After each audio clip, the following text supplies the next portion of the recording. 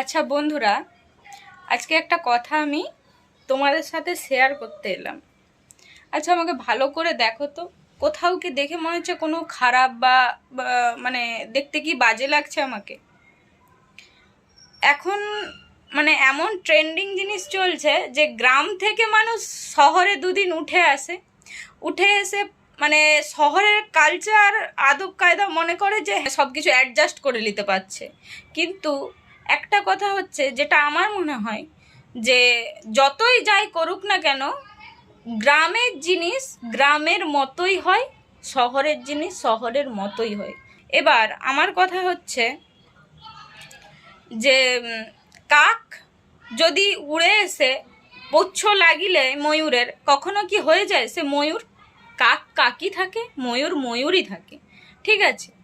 কিন্তু এই কথাগুলো বলার মানে এইটাই যে আমি নিচে গেছিলাম আর কি, আমি যে বিল্ডিংয়ে থাকি নিচে, তো জল আনতে গেছিলাম।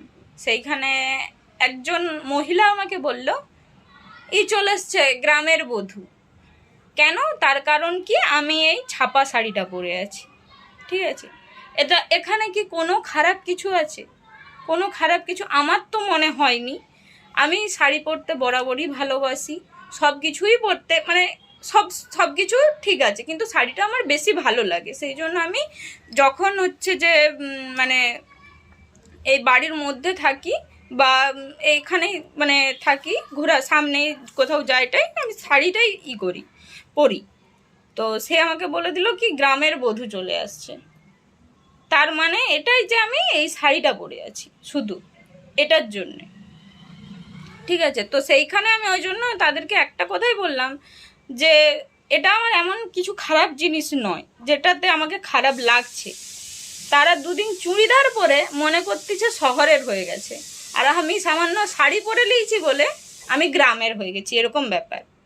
আমি যে গ্রামে বাস করি সেই গ্রামেই আমার জন্ম, সেখানেই আমার মৃত্যু, ঠিক আছে? সেই গ্রামকে আমি যথেষ্ট সম্মান করি, ভালোবাসি, সেটাই আমার আপন জায়গা। এখানে আমি কোনো সে কারণবশত আমি এখানে আমার স্বামীর সাথে আছি, সেই জন্য শহরে আছি কাজের সূত্রের জন্য। তো আমাকে তো যেতে হবে সেই গ্রামকেই।